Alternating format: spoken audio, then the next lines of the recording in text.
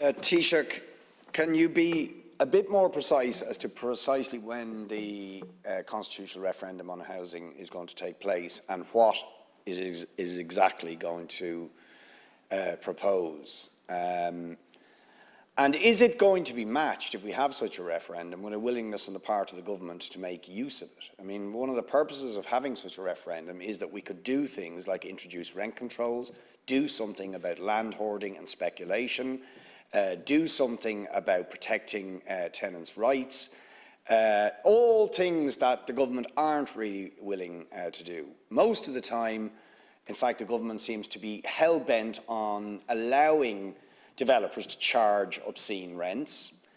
Judging from the early conversation we had, promoting the right of developers to put in planning applications for totally unaffordable developments that often they don't build, which actually take up land and labour that could be used to develop public and affordable housing. So are you going to match the commitment on a referendum to actually taking measures that challenge the profiteering going on by corporate landlords, by speculators, by land hoarders, and prioritise instead the need of people for affordable housing? Taoiseach, please. Thanks, Deputies, for your questions. I'll start with the proposed referendum on housing.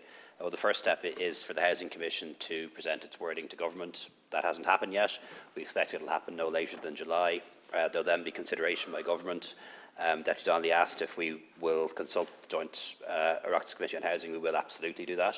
That will be part of the process of consultation. I would anticipate that the referendum will happen during the term of office of this Government. But I do think we need to be realistic about it too. I heard Deputy Boyd Barrett saying, will it allow us to do something about tenants' rights? We've done a lot about tenants' rights, and you'll hear the stories. I'll often hear of people who haven't paid their rent for 2 years, using their rights to stay in situ, even though they haven't paid the rent for 2 or 3 years. There are a lot of tenants' rights already, and there will be more. We have the rent pressure zones.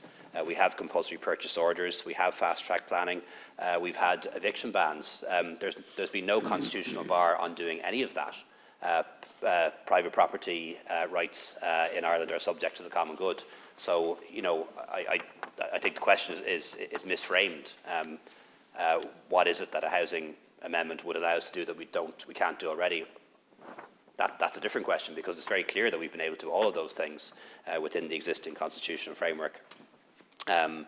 In relation to the referendum on gender equality, want to again recognise the committee for the very good work that it did. Had a chance to read the report in full in the past few months, and was pleased to see that we were given different options for wording for the referendum.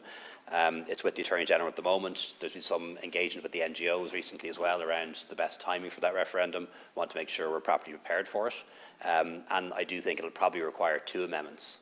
One in relation to equality and then one in relation to care. I think that's probably where it'll land, but we hope to bottom that out in the next few weeks. In relation to referendum on water, we don't have a date for it yet. It is committed to, but I do want to give the reassurance to everyone that there are no plans whatsoever to sell off or privatise Irish Water. Not the policy of any party in this House, and is prevented by legislation in any case. And just finally, in response to Deputy McAuliffe, we'd anticipate the Citizen Assembly on Drugs Policy will report by the end of the year, thus allowing us to consider its recommendations in early 2024.